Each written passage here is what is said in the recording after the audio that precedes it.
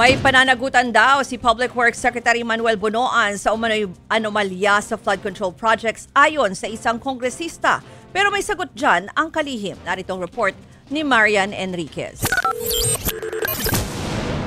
Nang magsumite ang palasyo ng National Expenditure Program o ang kanilang proposed national budget para sa isang taon, nakalatag dito ang mga gustong proyekto ng bawat ahensya ng gobyerno. Sa kaso ng Department of Public Works and Highways, ito po ay mga proyektong dumaan sa pagsusuri ng kanilang mga eksperto.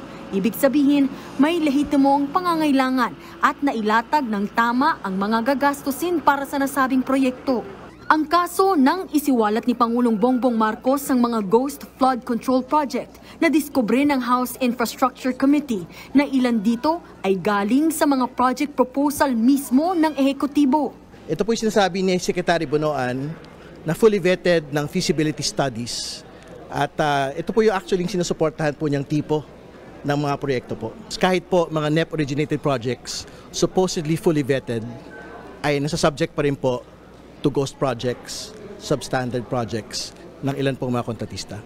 Ipinakita pa ni House Infracom Co-Chair Terry Ridon ang line item ng construction ng reinforced concrete river wall para sa Purok 4, Barangay PL, Baliwag, Bulacan na nakasaad mismo sa 2025 NEP.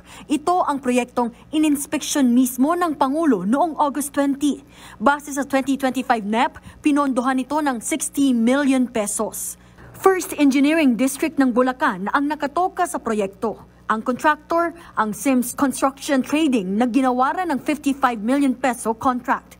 Giit ni Ridon, hindi lang ang district engineer at regional director ang may pananagutan sa mga ghost project. Pwede raw umabot ang paghahabol hanggang sa kalihim ng DPWH. Kung ina-admit niya halimbawa na meron pong failure to check at the level of the central office or at the level of the regional director, there is ultimate responsibility on the Secretary of the Department of Public Works and Highways. Sagot naman ni DPWH Secretary Manuel Bonoan, there are yung mga authorities that has been delegated to the district offices and the regional offices. So we'll look into that. Well, they'll have to establish my liability kung ano pong nangyayari po doon. Nanindigan din ang kalihim na hindi siya nakinabang sa anumang infrastructure project ng gobyerno. Absolutely on my part. No. I don't even have to tolerate this. I don't tolerate this kind of attitude. Sa ngayon, nagbaba na siya ng preventive suspension laban sa ilang district engineers. Nagbabalita mula sa Frontline, Marian Enriquez, News 5.